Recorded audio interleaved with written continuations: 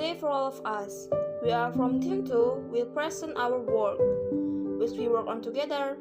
Let's have a listen. Lawang Sewu, a place that is commonly known by most Indonesian people because of its backstory. What is actually Lawang Sewu? Well, let us describe this place to you. Lawang Sewu is a building located in Semarang City, Central Java, finished in 1907. The building was used as an office by the NIS. The NIS itself was a Nederlands-Indische company that operated in Indonesia during the colonization era. Lawang Sewu literally means 1,000 doors. People in Semarang call this place as Lawang Sewu as this building has many doors. Though if we count the doors, it is not exactly 1,000 doors. In fact, it is less than 1,000 doors. Lawang Sewu itself is a two-story building, and now it is used as an office by the Indonesian train company since 1945. Besides, this building is now also open for local people or tourism to visit. The place was actually built as the main colonial office for the Dutch and was then taken over by Japanese government. This place was important because it was used for giving shelter to the soldiers here. The place was often considered to be a haunted place as many people believe that the place was inhabited by spirits and ghosts. However, later the place was converted into the heritage site. The many come to visit the place during their holidays or vacation while coming to visit Semarang. This building has a distinct typical Dutch style of architecture. The building consists of 3 floors and has 2 main wings, Building A and Building B. The building is equipped with a ballroom, basement, dining room and theater. Inside the building, you will find long hallways filled with doors and wooden windows on both sides. The distinct architecture is very suitable for photo shoots or pre-wedding photos, and you may find some lucky young couple here posing for their wedding picture. Underneath the building is the basement, which is partly flooded to keep the building cool. The basement was used by Japanese as a prison for the Dutch. Some execution took place here too. When entering this area, you will notice a kind of mystical atmosphere, with traces of the atrocities of the past still lingering in the air.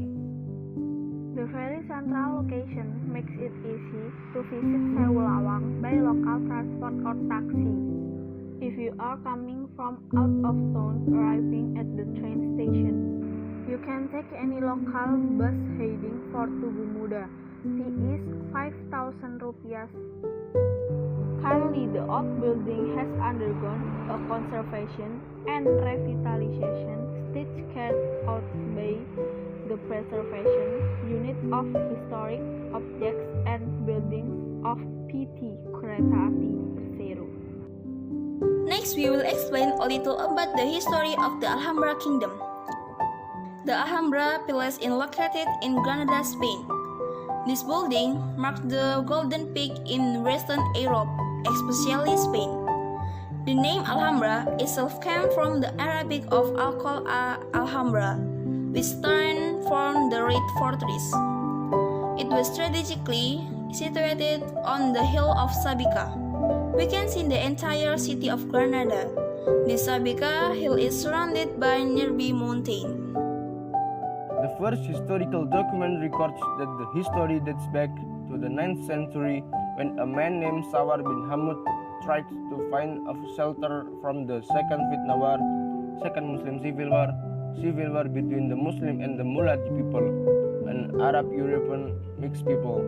At the time, there was a fortress called Al-Kazaba, which at one time formed part of the oldest building in the palace of the Alhambra. Sawar bin Hamud and other Muslims have made it a bulwark.